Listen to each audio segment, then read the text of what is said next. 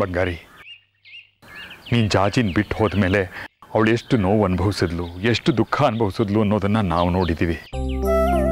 ಅವಳಿಗೆ ನಿನ್ನ ಬಿಟ್ಟಿರೋಕ್ಕಾಗೋಲ್ಲ ಕಣೋ. ಇನ್ಯಾವತ್ತೂ ಅವಳನ್ನ ಬಿಟ್ಟು ಹೋಗಬೇಡ.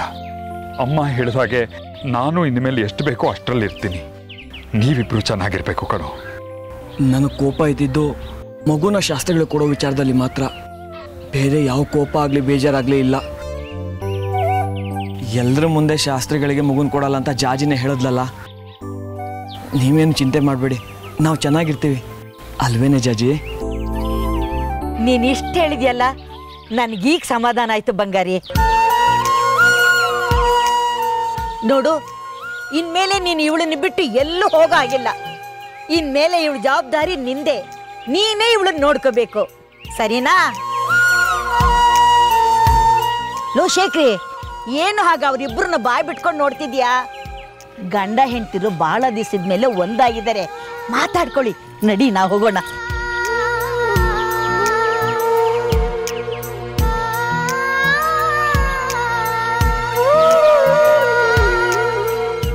ನನ್ನ ಕ್ಷಮಿಸಿದ್ಯಾ ಅಲ್ವೇನೋ ಬಂಗಾರಿ? ಜಾಜಿ, ನಾನು ಸಿಟ್ಟಾಗಿದ್ದು ಒಂದೇ ಕಾರಣಕ್ಕೆ. ಅದು ಬಿಟ್ಟು ಬೇರೆ ಯಾವಾಗಾದರೂ ಸಿಟ್ಟು ಮಾಡ್ಕೊಂಡಿದ್ದೀನ? ನೀನು ನನ್ನ ಜೀವ ಕಣೆ. ನೀನು ಬಿಟ್ಟು ನಾನು ಹೇಗಿರಲಿ? ನಿನ್ನನ್ನು ಅರ್ಥನೇ ಮಾಡ್ಕೊಂಡಿರ್ಲಿಲ್ವಲ್ಲೋ ನಾನು.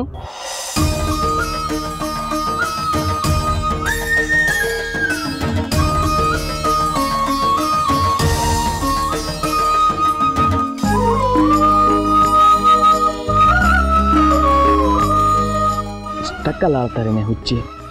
ಬಾ ಒಳಗಡೆ ಹೋಗೋಣ. ಜಾಜಿ ಬಂದೇ ಇರು. ಎಲ್ಲಿಗೋ? ಎಲ್ಲಿಗೆ ಏನು ಅಂತ ಕೇಳೋ ಹಾಗಿಲ್ಲ. ನಾನು ನಿಂಗೆ ಏನೋ ತರೋದಿದೆ, ಅದನ್ನ ನೋಡ್ರಿ ತುಂಬ ಖುಷಿ ಪಡ್ತೀಯಾ.